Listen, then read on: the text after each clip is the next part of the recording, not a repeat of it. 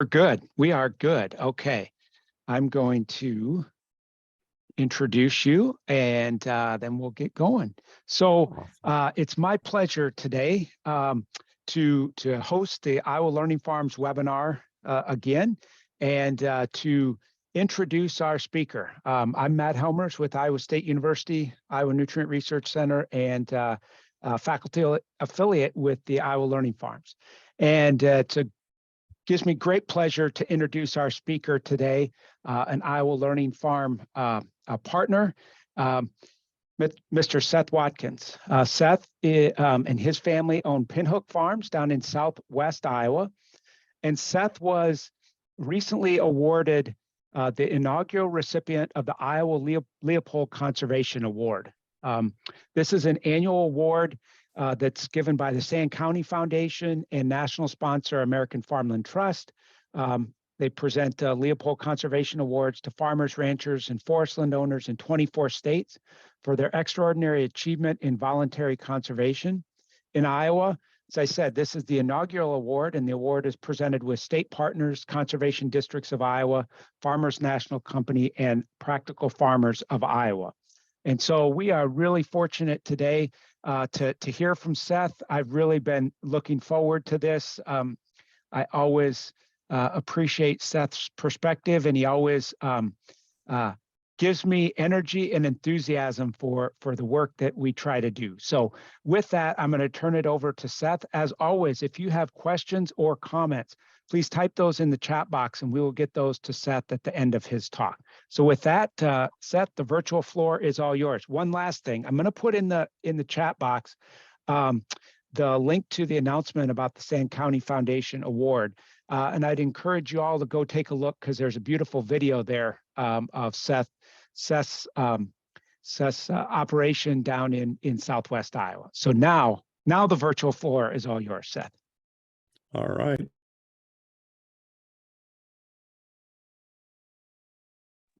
How's that? Everyone hears me okay? I can hear you great. Okay, very good. And one of the issues right now, I'm trying to get this box to move so I can see my slides. That's kind of an odd one that I've never run into, Matt. I don't know if there's a way to drag this around or not. You know what? Okay, got it. Okay, got it. All right, okay. Great. All right, everyone, thank you for having me today. And what I'm sharing is what I shared at the Leopold event. And it was along the lines of, what Mr. Leopold would think about today, maybe. And I start here. Leopold explains the definition of community to include not only humans, but all other parts of the earth as well. Soils, waters, plants, animals, what Leopold called the land. And I'm grateful to all of you for your commitment to serving the land that has served our families and our state so well. And now I have another problem. Here we go. I hate to use too many quotes, but there's one by Gandhi that I always liked. And that's when he says, first they ignore you, then they laugh at you, then they fight you, then you win. This sounds familiar. I think about this sometimes. I have been ignored sometimes when advocating for the land. I know I've been laughed at when seeding cropland to pasture, even moving into no-till and using cover crops. But now we see more and more farmers adopting regenerative practices and seeing the benefits. The good news in my eyes, and in a certain way, we're starting to see the fight. And the irony of this is that we need to remember nature will always win. She will always be with us. But the fight we have is against our own human nature. And if we win, we all get to be here with her. E.O. Wilson sums this up quite well in his statement where he says the real problem of humanity is the following. We have Paleolithic emotion, medieval institutions, and godlike technology, and combined is terribly dangerous. Our current system is driven by human nature and ingrained attitudes and beliefs that the exploitation of people and the destruction of the natural resources we need is justified in securing the food we eat. Our current food system is unsustainably depleting both finite and natural resources needlessly. And this creates scarcity, and ultimately scarcity creates conflict. The good news is it doesn't have to be this way, and I think we all know this. But before we get to the good parts, I do want to point out that we do see this human nature in things we do. We see the impact of these beliefs, institutions, and technology when the farm groups that claim to represent us advocating to keep proven endocrine disrupting chemicals on the market. This is not advocating for your families, and we all need to know this. We need to let them know this. We see this with the carbon pipelines that are going to pump carbon dioxide to North Dakota so it can be used to frack more fossil fuel. When I think this through, and I understand that the pipelines are a mechanism to take carbon out of our production system, but what we need to remember is that carbon belongs in the soil right below our feet, not in our atmosphere and not deep underground. When we put carbon where it belongs, we regenerate our land and we build a better future. When we pump carbon to North Dakota, it does nothing to rebuild our soil or rebuild biodiversity or rebuild the communities we care about.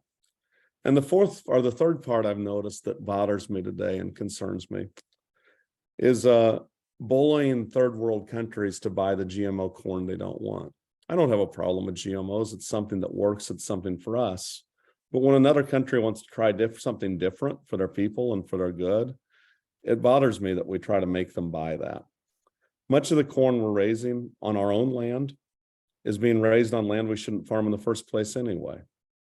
The land, our communities, our communities, and our future all lose from the greed that drives these actions. And honestly, guys, I know technology is cool, but I think this might be an example of godlike technology at its very worst. The autonomous tractor and chisel plow. It's something along the lines of, how would I put this? Since we're not messing things up fast enough, let's use robots to get it done quicker. None of this will create the future of abundance and opportunity that our children deserve. But I do believe in the triumph of the human spirit, and I believe we can prevail. I see many farmers doing really neat things on a farm, but I want to share a few examples of farmers who embody this with human ingenuity, innovation, and determination, and inspire me every single day. This farmer this is a farmer at Global Greens, where they have refugees from Bangladesh and Myanmar, many who work a full shift at a different job, then hop 2 to 3 buses to come care for their land in West Des Moines every single day.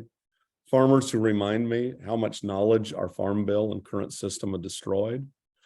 You know, I took up vegetable gardening about 10 years ago because I woke up one day and realized that I know all kinds of things about farm equipment and the complexities of farm bills and the complexities of finance and marketing.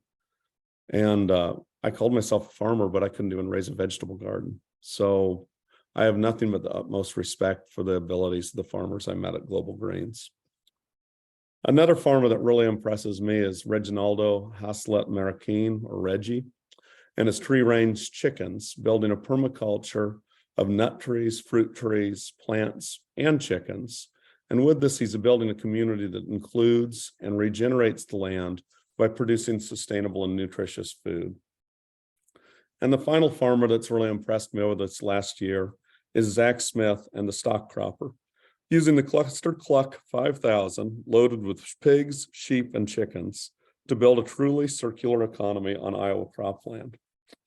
So the question is, how do we move forward? Number one, there is policy, whether we like it or not. It's a big part of what we do. Our current farm bill is destroying our natural resources, including our most valuable resource, human ingenuity. We have to demand a farm bill that rewards the regeneration of natural resources, not production.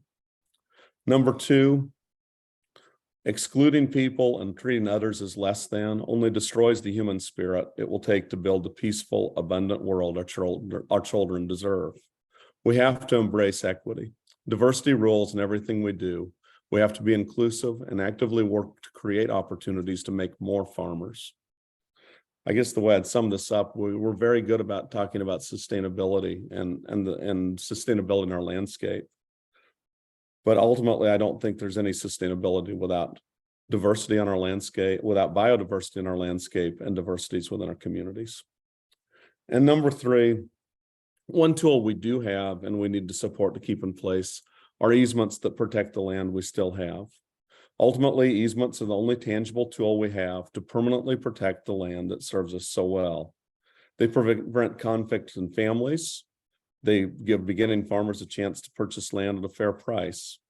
The example I'll use with the easement I put on my own farm, I know my attorney was uncomfortable with me doing something that encumbered my title, but it also gave me peace of mind knowing that my farm will always be a forage farm. And at the end of the day, it did encumber it, but at the same time, this means if I do sell, a young producer will have a chance at buying my farm just to be a pasture farm and not have to compete against real estate development or even cropland.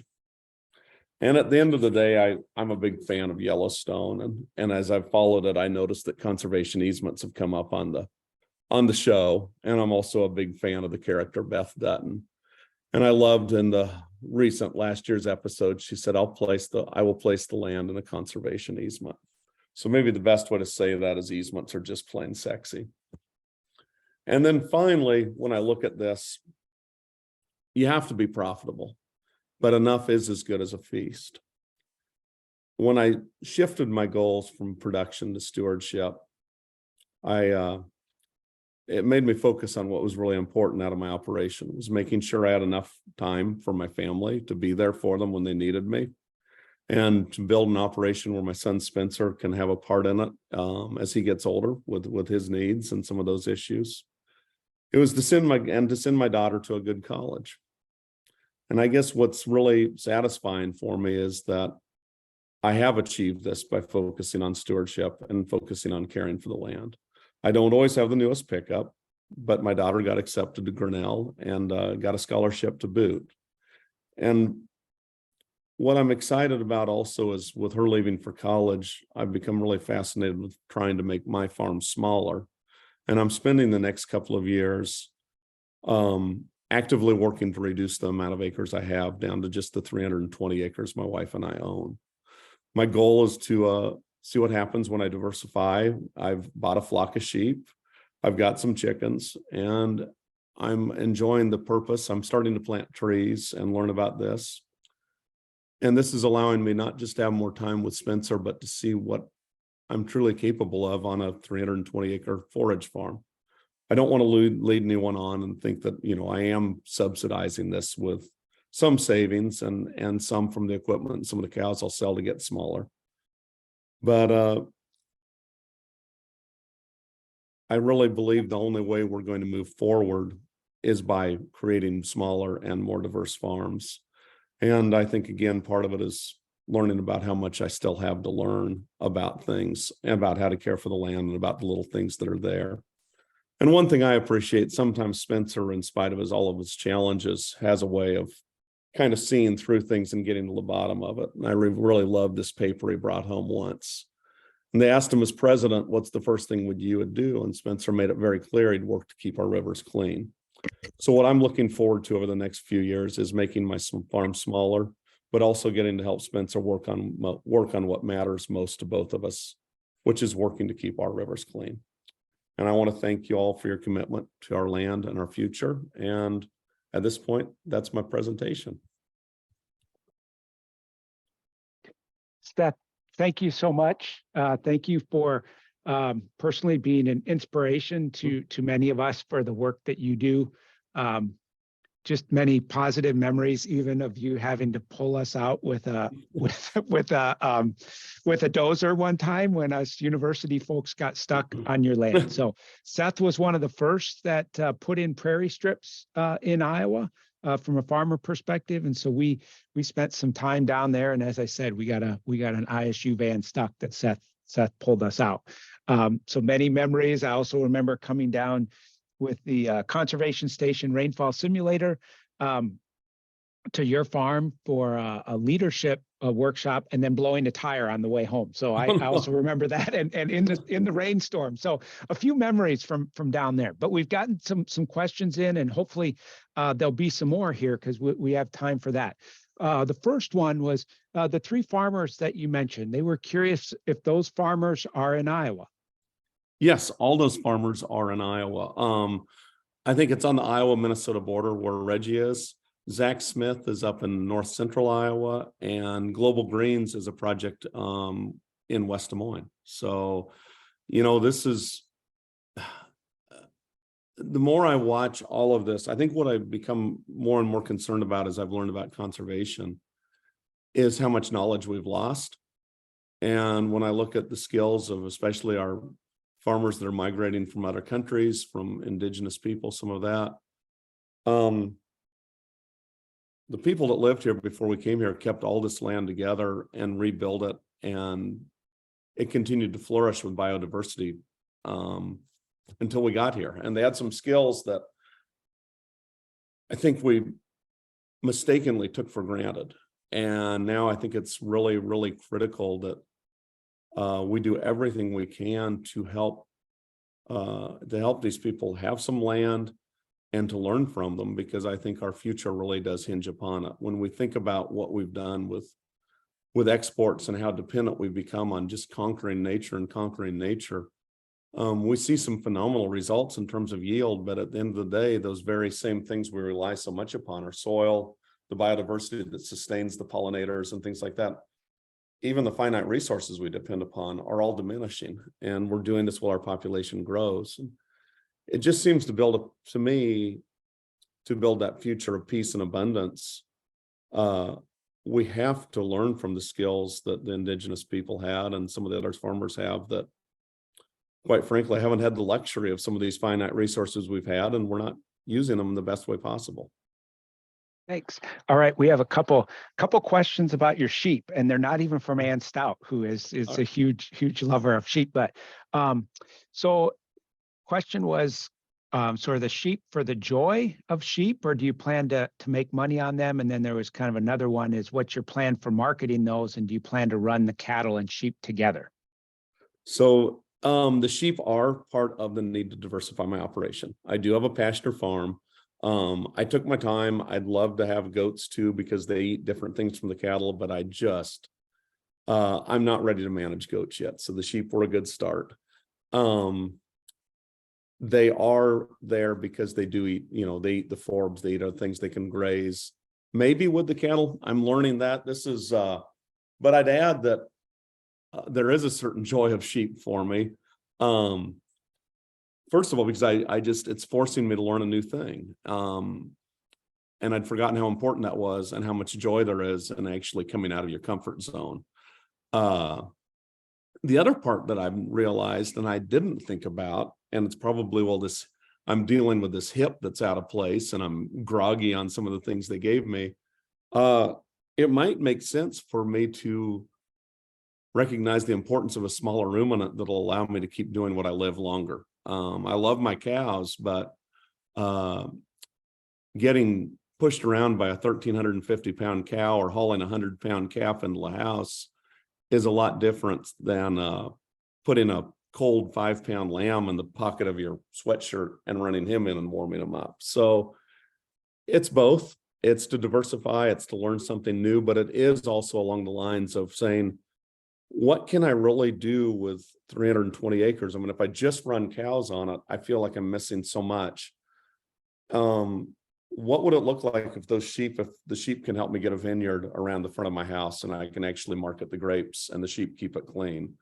Are they going to be a tool as I've started to plant trees around the ponds that I'm using for water for my cattle that are also turning into wonderful habitat areas? I mean, ideally, as I build on this and as I add species of plants and species of animals, could these ponds that I've fenced off as a practice to protect the pond and provide cleaner for my water for my cattle, could these ponds also be almost along the lines of what Reggie's doing with the tree range chickens?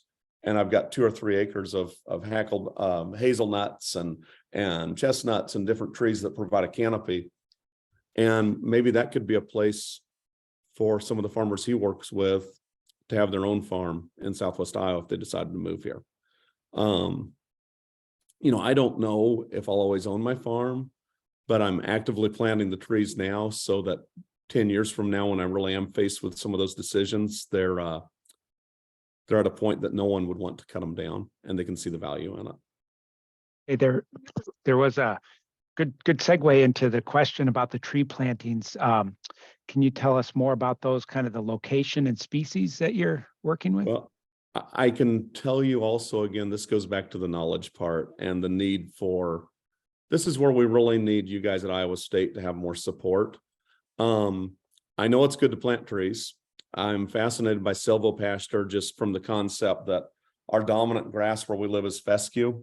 And as we deal with climate change and increasing temperatures, fescue, I believe, when the bottom of the blade of a piece of fescue hits 84 degrees, it stops growing. But when you walk through, and where I do have trees, where I have hickories and oaks, where you have that canopy, I'm continuing to get growth on those 100-degree days because the shade, I mean, it's simple, again, simple science. It's enough, there's enough shade, it makes it a little cooler, the grass thrives.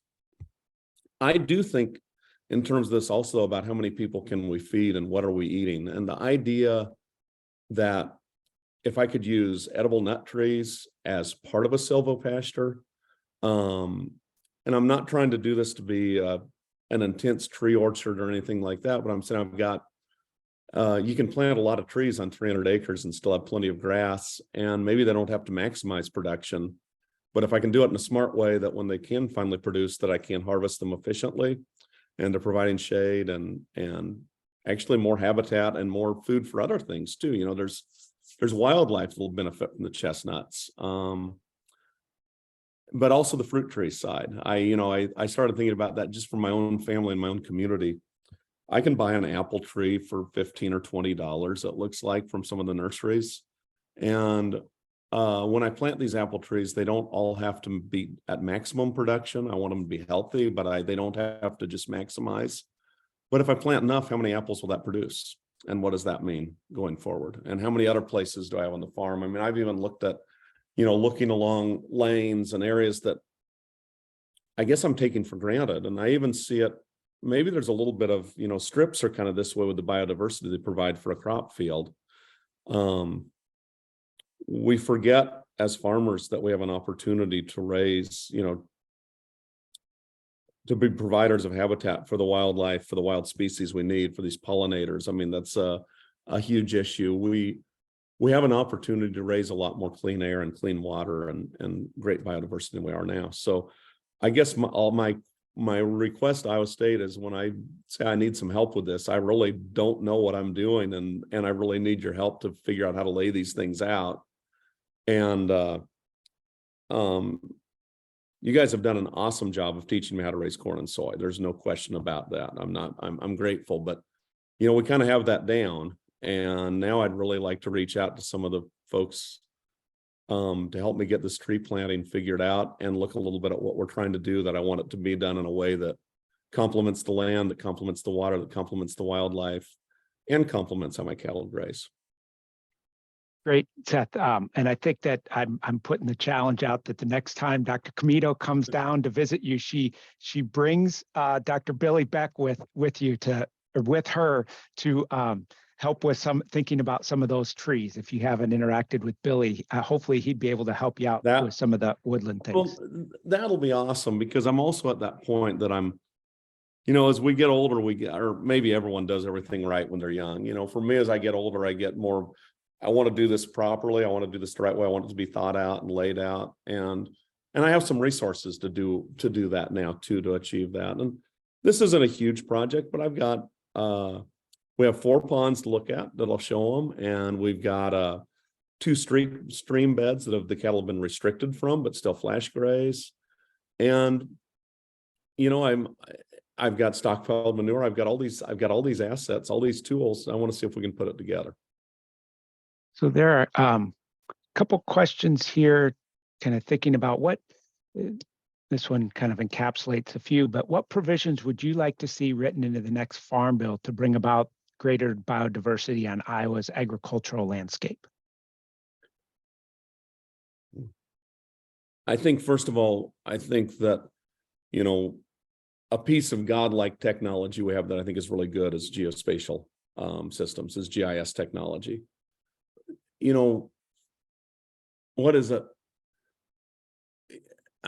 when we're in an era where now we have the capacity to know that some of the things we're doing are not right.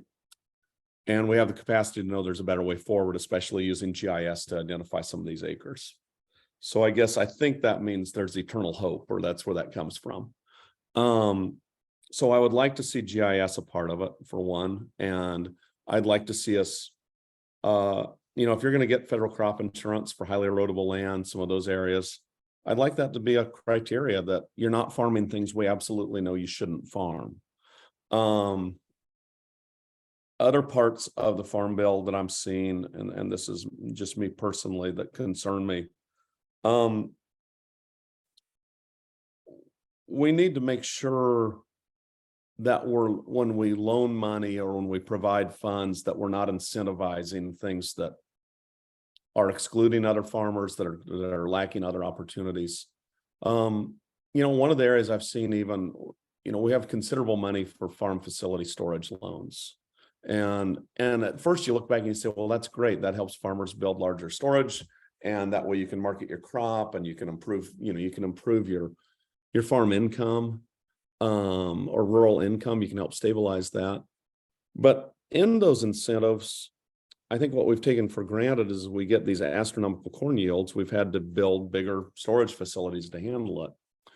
And the problem is that I think to a certain degree that encourages more monoculture production. So if you take a step back and say, what if these facility loans, if you're going to get a government loan, what if you were required to have a 3 or 4 species rotation to get one with your crops? The Marsden research is solid, and it shows that as farmers, we can have better net income and have a better impact on our land by rotating our crops with 3 or 4 species.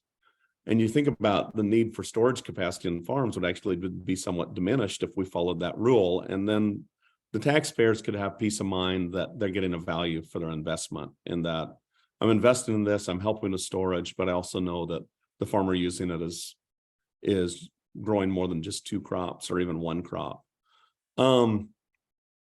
Another side that I see to it, this is a hot potato, but Zach Smith talked about this also, the stock cropper guy. We've got to figure out where there's got to be age limitations on some of these programs.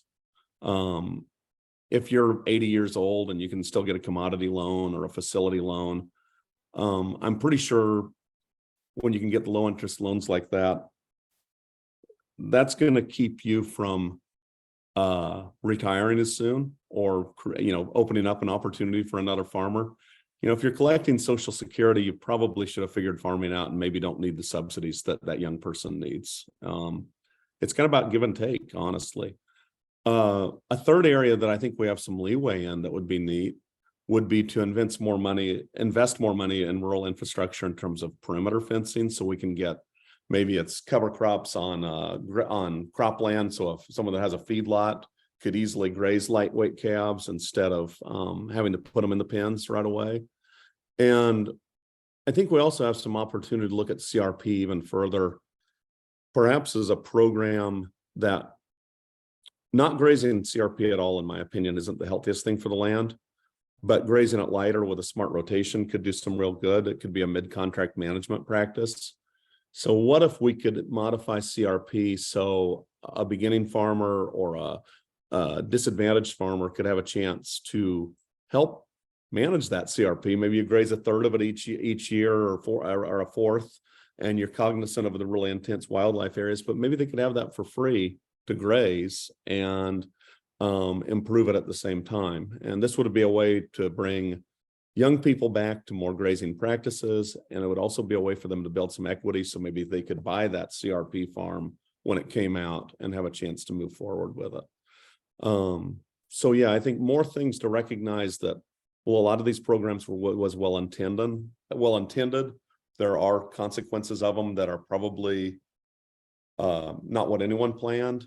And to take that step back and say, what are we doing to really bring young people in? What are we doing to transfer the knowledge we really need? And what are we doing to keep the indigenous farmers, the farmers of color, the people that have some skills I certainly don't have, to make sure that they're still in this game and teaching all of us.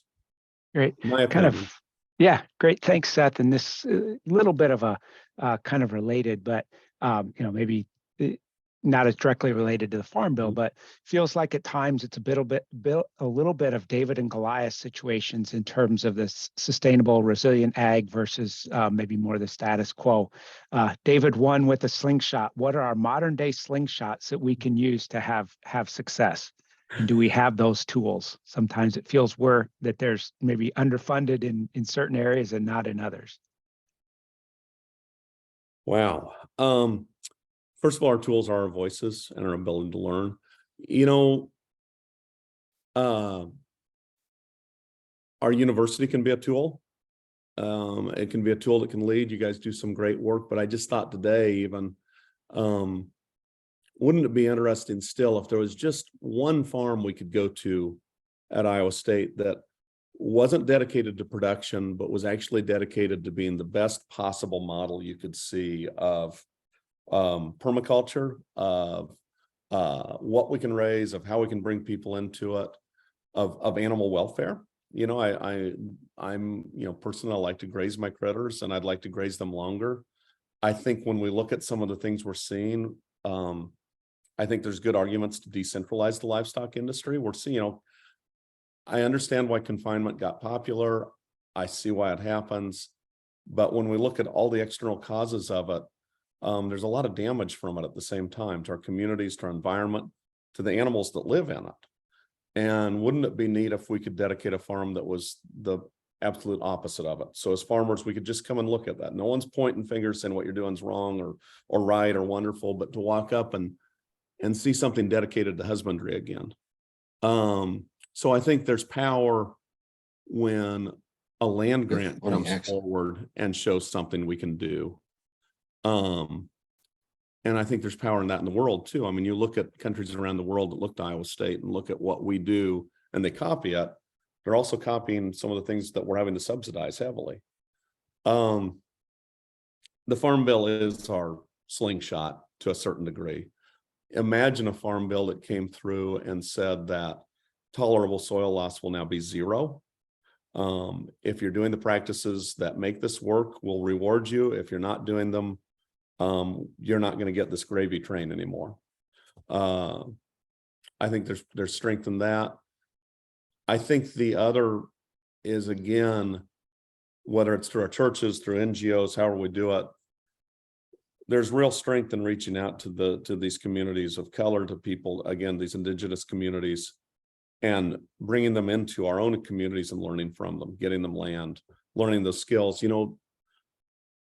When people started having a few chickens in their backyards, I think that created a connection to agriculture again.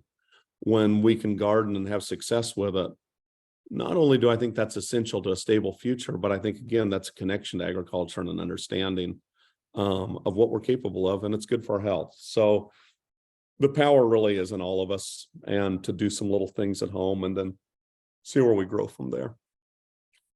Great. We some other questions here, but I there's one in here that I think I have heard you talk about before. Before you do that, if you want to stop sharing your screen, Seth, because I'm going to put up the information about the CCA credits and so forth. Oh, here we go. Stop share. Got it. Yep. Sorry. Okay, cool. No, you're great. Okay. You're great. So you talked about fescue, but have you incorporated native prairie grasses to extend your grazing season during the summer? And I think you've talked about that with me before. So I have a couple of pastures that have some natives. I don't have enough to brag on it like it's part of my system yet. That's now, as when native is part of the CRP programs, as they're coming out, we'll start to be able to have more native grass to use within that. Right now, my best tool for making fescue work in the summer is red clover. And by diluting it, clover doesn't mind heat. It dilutes the fescue. It provides nitrogen for my ground. That's been my best tool. Hopefully someday I can have some native pastures. And some of the neatest things I've seen is where they do the seed harvest on native pasture and then graze it. You get that seed head out of there, you get a better place to graze, you've got a place to kick your cows out when the fescue is at its hottest, so to speak. So again, that's one of those areas that I hope to do more of. And at the same time, it's hard to do more of it when we see more and more acres of land going to crops. Okay, then there's, first off, if you need a CCA CEU, email Elena Whitaker, ALENAW at iastate.edu by 5 o'clock today with your name, the name you entered to watch the webinar, and your CCA number. Quickly, you don't want to hear me, but I'm going to get through these quick. If you watch this webinar live and you haven't filled out the voluntary survey, we just ask if you'd consider that a voluntary demographic survey as part of participating in USDA funded programs. You can find that at iowalearningfarms.org/survey, or you could scan that QR code. And I'll bring that back up in just a second. And then just a quick plug for next week's webinar. Kara Salazar from Purdue University and the Illinois-Indiana Sea Grant, One Block at a Time, Community-Driven Planning and Equitable Adaptation through Multi-Benefit Green Infrastructure. So please tune in next week at that time. So there were a couple questions here. Whether you have wind or solar energy on your farm, or whether you might consider solar with sheep grazing underneath the solar systems. I'd love that. So we are putting wind turbines on a farm I rent, and I'm a fan of, and I love what I'm seeing on the sheep grazing. If I could figure out a place to have 80 acres and enough sheep to graze under it, what a great life that would be. The story on renewables, and I know unfortunately we've seen some misguided controversy, and at least where I live, on how valuable they are. I remember when I was little during the OPEC embargo, all you had was the 5:30 news with Walter Cronkite and David Brinkley and those guys. And as a 6-year-old, I'd become keenly aware of how dependent we were on fossil fuel, but also how good it made our life. And all these things we take for granted, the energy it provides. So when I see what we're doing with the renewables and the potential it holds, it gives me great peace for what that means for our future. That means my daughter will know, or maybe grandkids will know, that they can have these same luxuries we've had, and maybe doing so with far fewer emissions.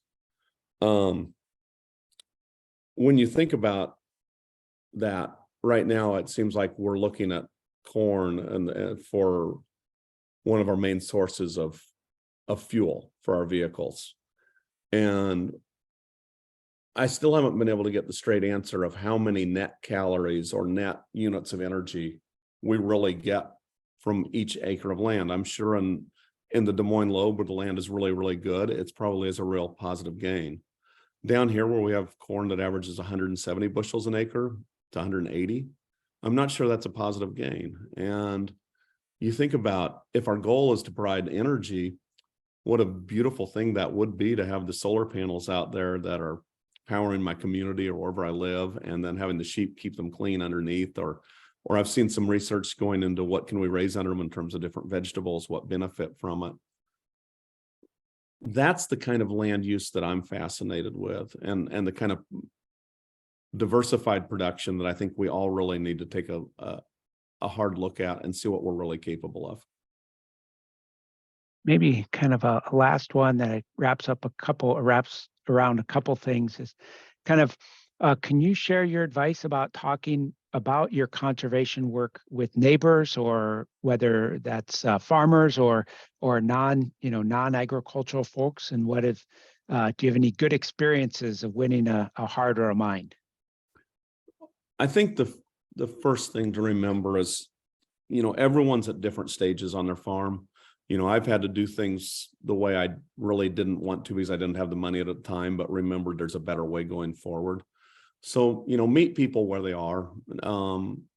Even as frustrated as I get with some of the practices, I think our farm bill's incentivized. I don't think people go out there to be deliberate. They're doing what they grew up with. They're doing what they were taught. Quite frankly, as critical as these issues of, I mean, we're dealing, keeping our water clean, making sure we have an abundance of healthy soil and abundance of all the things we need. A lot of people just don't have to think about that. They go to the store, they get their food, they have other problems in their lives. So it's remembering, it's not that they don't care. It's that we have built a system that's made a lot of this really easy. And when we share with people, don't get frustrated if they don't quite understand where we're going. As far as the neat things that happen, I think a lot of it is your neighbors just do kind of keep an eye on what you're up to. And they'll come over and ask, and you'll learn from each other on it. I've had experiences in my life that are making me say, no, for my kids, for Spencer, for my farm, these are the goals I have. There's no question I could probably farm every square inch of the land I own. And to a lot of people, that might look like it makes more sense because I probably would have made more money. But again, it goes back to that question of what is enough? What is a good life? And I think those are things that deep down, I think a lot of people want. As I've talked to some of my peers about saying, hey, I want to see what I can do over the next 10 years. I'm not coming at this saying I've got a better idea, because I don't know if it is. This might not work, but stop by sometime and see what we're up to. And let's talk about what's working and what isn't. And with that seems to open up a lot of conversations about purpose, about, remembering things, maybe remember the way the grandparents farmed in the 60s and some of the things that worked really well then. One of the hardest conversations is how hard a monocrop culture is to bring a young person into agriculture. It goes back to that autonomous John Deere tractor. We've built something that it's all about covering as many acres as possible, as fast as possible, as efficiently as possible, but it doesn't take into consideration the other things we could be raising. So I guess in a way, I'm kind of okay if they laugh at some of the things I'm doing, as long as it's, laughing with me and coming out, and maybe I'll learn, maybe someone else will be a better tree planter than I am. I'm going to learn from them. So just lead with humility and understanding is what I'd say. Well, Seth, as always, I think you give us all many things to think about.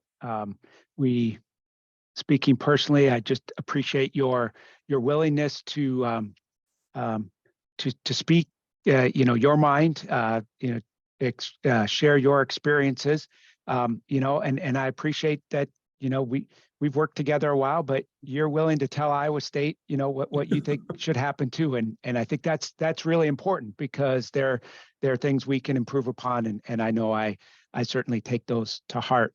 There've been a couple people that have asked about where they can find the recording of this webinar. It will be up on the Iowa Learning Farms webinar site here shortly, within the next couple days. So the link is there in the chat box, and you can just go to the Learning Farms website and find that. Please feel free to share the link far and wide, because we want to make sure folks hear this message. And I'll give Seth the last word. Well, I appreciate all of you being here, and I do want to apologize for my grogginess from this muscle relaxer for my hip and being up all night checking heifers. I'm usually not this disheveled, but I hope I picked up steam as we went along, and probably a hip injury is as good a reason to love sheep as anything you can find, because I'm blaming the cows on this one. But thank you all for tuning in, and we'll be in touch. Okay. Thanks so much. Thanks so much, Seth, for everything.